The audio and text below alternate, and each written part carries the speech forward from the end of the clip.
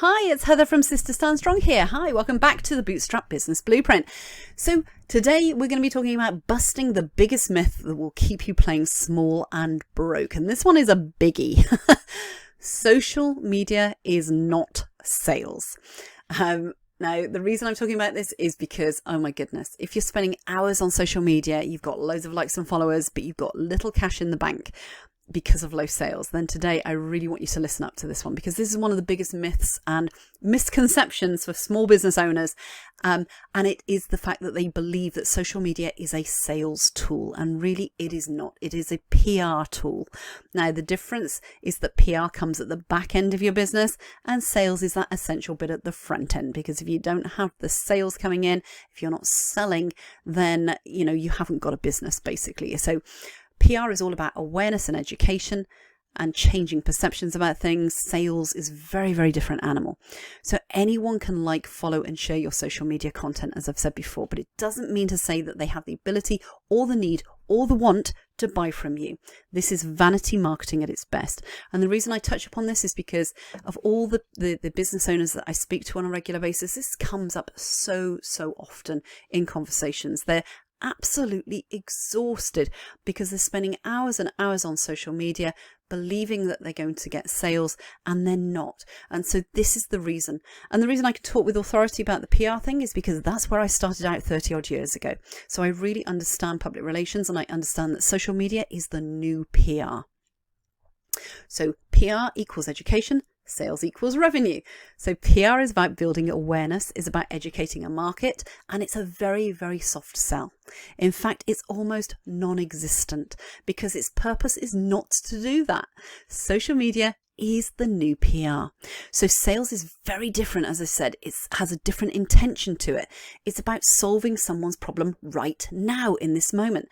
It's an immediate response intention rather than a someday or maybe. And that's the big difference between public relations, content marketing, and sales. Sales is an instant kind of like, get it now, whereas PR is, well, and we're going to warm you up. So PR is very much like a marathon, sales is very much like a sprint. So a sales funnel is a simple but not easy way of actually getting this in place in terms of if this is what you could be missing. Okay, so it's about lead flow at the front end.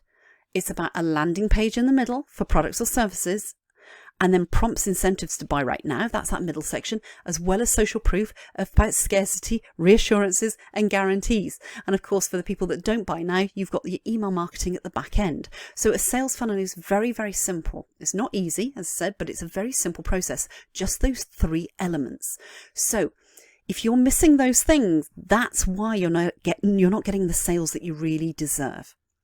So now it's time to take some action on this. So how much time have you been spending on social media trying to get sales? Which social media channel would your ideal customers hang out on? Now, this is just the first start of this, because as I said, if you're on Facebook but all your customers are on LinkedIn, then you're going to have a tough time. If all your customers are on Facebook but you're on Instagram, for instance, you're going to have a tough time. So it's really important to choose which media channel your ideal customers are congregating on, which is the one that they hang out on. Instagram tends to be very, very visual. Facebook tends to be kind of more visual and information type. There are different horses for different courses, as they say. And number 3 is create your own sales process for that particular social media channel. Now, everyone is different. So Facebook has different sort of ways of engaging with customers. As I said, Facebook groups are the number one thing really on Facebook for organic marketing. It's really, really great.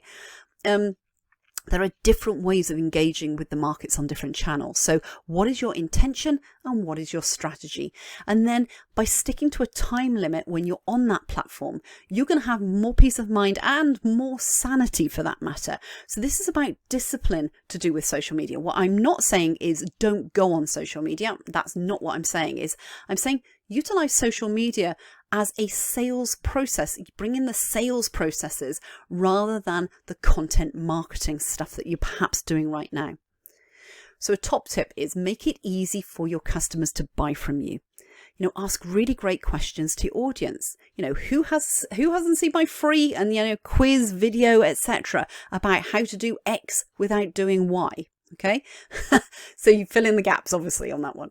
Utilize your Facebook profile as well. So this is one of the things I see again and again, is that if you have a Facebook profile, it's surprising how many business owners don't actually have their business mentioned on their bio to do with their Facebook profile. So really get good at looking at your personal Facebook profile and making sure that your website is on it, that you tell people what you do in the bio. You're allowed to do that, by the way. Facebook won't penalize you for doing that. It will penalize you for really driving business through your Facebook profile. So just a little bit of a word of warning there, but it won't penalize you for just mentioning to people and having it in your biography of your Facebook profile. And, sometimes you're able to replace your header with something as well, the header of your profile. There are different ways, different strategies of doing this, but there's a couple of tips there for you on how you can get more engagement to do with sales processes. Anyway, hope that has helped, and I will speak to you again tomorrow. Take care.